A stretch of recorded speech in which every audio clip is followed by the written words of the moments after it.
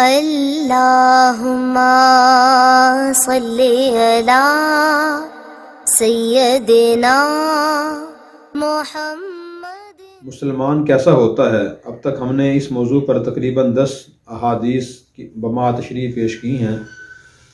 اب وہ احادیث اور وہ تعلیمات پیش کریں گے جن میں آپ صلی اللہ علیہ وسلم نے یا اللہ تعالیٰ نے مسلمان کو بری عادات سے منع فرمایا کہ مسلمان کے اندر یہ چیزیں نہیں ہونی چاہیے۔ اب عنوان یہ ہوگا کہ مسلمان کیسا نہیں ہوتا۔ نبی کریم صلی اللہ علیہ وسلم نے ارشاد فرمایا، لیس المؤمن بالطعان ولا باللعان ولا الفاحش ولا البذیء۔ مومن تانا دینے والا نہیں ہوتا۔ تانے کا مطلب یہ ہوتا ہے کسی کی کمزوری اسے یاد دلا کر شرمندہ کرنا۔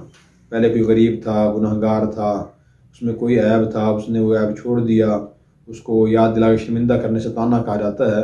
تانا عربی زبان کا لفظ ہے، اس کا لفظی معنی ہوتا ہے نیزہ مارنا، لیکن شرعی معنی یہ ہے کسی کا عیب یاد دلا کر شرمندہ کرنا یا تانا دینا ہے، اور یہ شرعی لحاظ سے حرام ہے۔ ایک مسلمان کو طاعن بھی نہیں ہونا چاہیے۔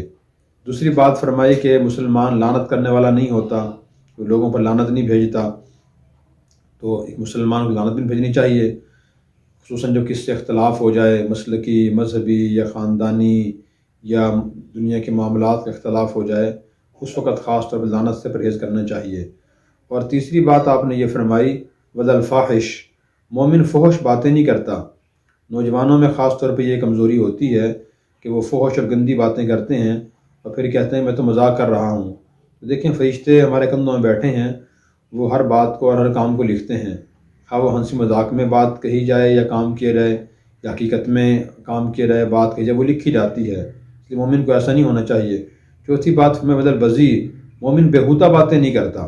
بےہودہ کا مطلب یہ ہے کہ فضول باتیں، مومن کو یہ کام بھی نہیں کرنا چاہیے۔ اللہ تعالی ہمیں ان چاروں بری خصلتوں سے اپنی حفاظت کرنے کی توفیق عطا فرمائے۔